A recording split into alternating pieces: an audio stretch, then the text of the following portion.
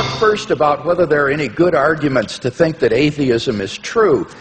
Now, it seems to me that you're rather ambivalent here, that you say, you redefine atheism to mean a sort of atheism or non-theism. That's what it means. But how do you distinguish then the different varieties of non-theism? For example, what is normally called atheism, agnosticism, or the view of verificationists that the statement God exists is simply meaningless. There's no claim I know how to make that says atheism is true, because atheism is the statement that a certain proposition isn't true. A certain proposition isn't true.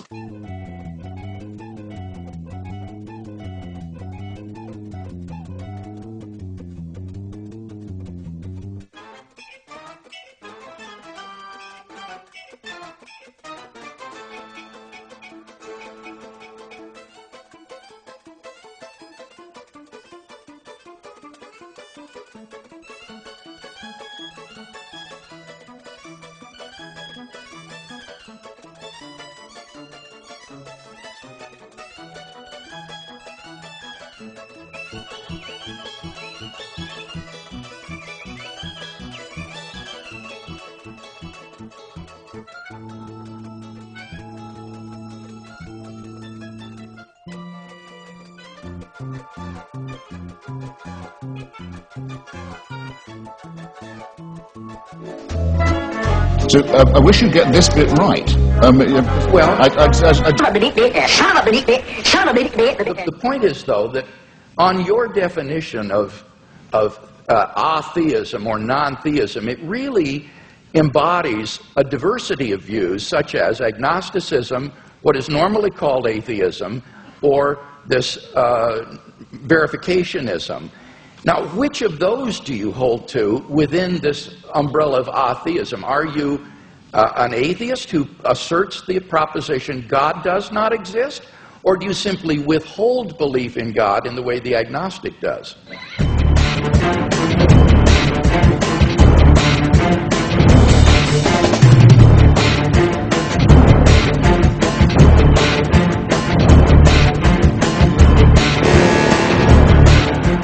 Right.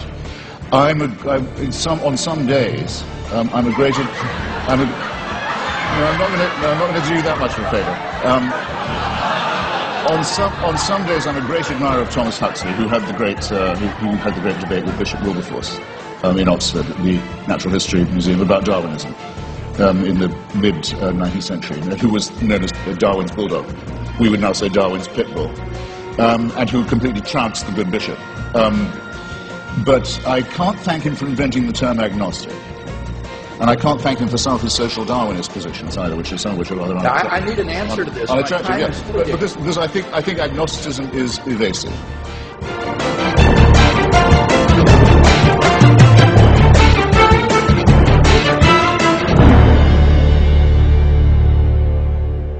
To me, yes, if you talk about the power of the Holy Spirit and so forth, to me, that is meaningless. It's to me, I'm sorry, I've tried.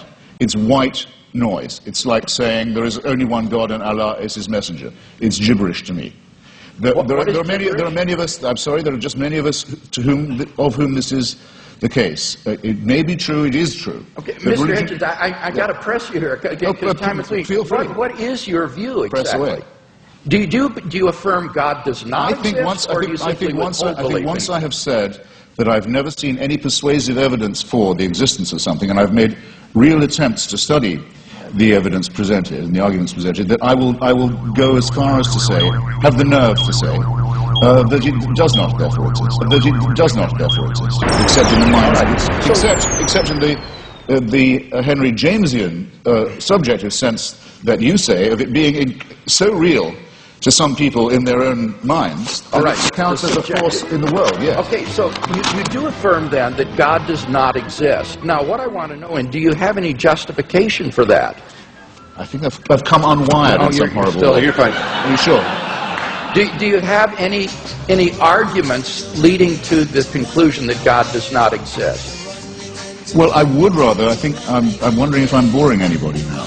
I would rather say, I'd rather state it in reverse and say I find all the arguments in favor to be fallacious or unconvincing. Can't run away from yourself.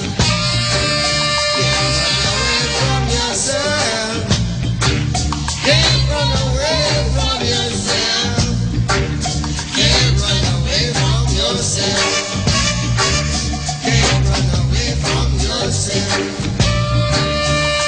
You must have done something wrong. Said you must have done something wrong.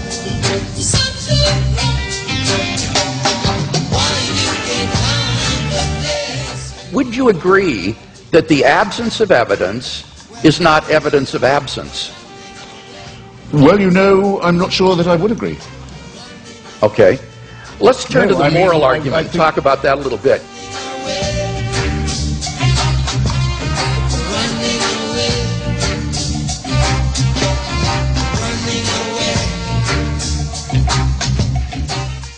It seems to me a very,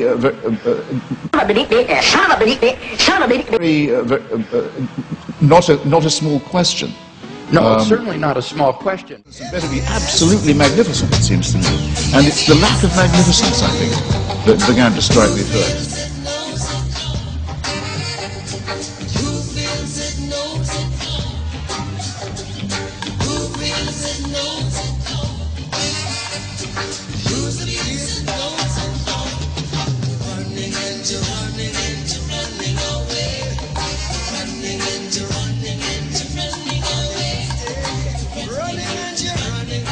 The only argument for atheism is the absence of evidence for God.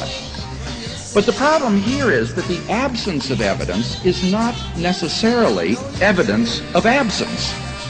To give an example, most cosmologists believe that the universe went through an era of inflationary expansion soon after the Big Bang. As yet, we have no positive evidence, however, for this era. But does that mean, therefore, that such an era did not exist? The reason we don't believe that I'm a kangaroo is not because of the absence of evidence that I am a kangaroo. Rather, it is the presence of evidence that I am not a kangaroo. Like, we have good evidence that I'm Homo sapiens, so it is the presence of contrary evidence. But tonight we've heard no contrary evidence against the existence of God. And so this is just an elementary logical point.